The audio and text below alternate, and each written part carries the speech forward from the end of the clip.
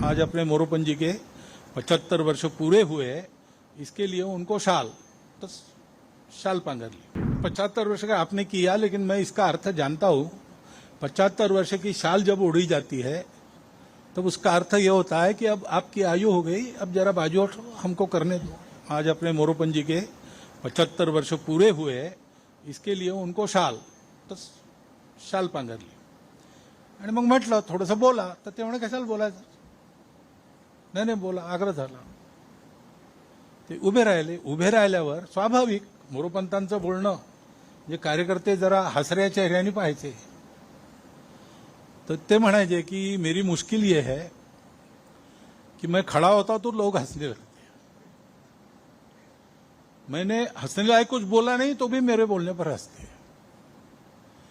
क्योंकि मुझे लगता है लोग मुझे गंभीरता से नहीं ले रहे. मग पुढे ते असं म्हणाले, त्यांचे शब्द आहेत बरं, म्हणून उच्चारतो मी, मैं जब मर जाऊंगा तब भी पहले लोग पत्थर मार के देखेंगे कि सचमुच मर गया. मग ते असं म्हणाले, 75 वर्ष का आपने किया, लेकिन मैं इसका अर्थ जानता हूं. 75 वर्ष की शाल जब उड़ी जाती है तब उसका अर्थ यह होता है कि अब आपकी आयु हो गई, अब जरा बाजू हमको करने दो. म्हणजे त्यांच्या गौरवाकरता, गौरवाचा भाव मनात घेऊन हे सगळं होतं. त्याच्यात तो गौरव आपल्याला चिकटू नये ह्याची ते स्वतःच काळजी घ्यायचे, आणि असा विनोदाचा सुरा चालून तो चिकटणारा गौरव सगळा सोलून बाहेर टाकायचे. हे मनुष्याचं व्यक्तित्व जेव्हा विलीन होतं, आपल्याकडे एका गीतात उल्लेख आहे, त्या अहंकार कोशात कोंडून पडे पुरुषार्थ, तो कोश दुभंगुनी होत हे विशाल जीवन आता, जगतास देऊ मानवता, संघ हीच जीवन गाथा.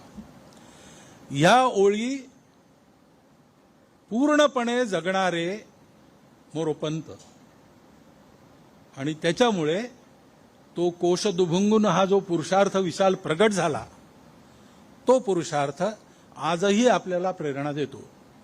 मला वाटतं हे पुस्तक सगळ्यांनी घेतलं पाहिजे.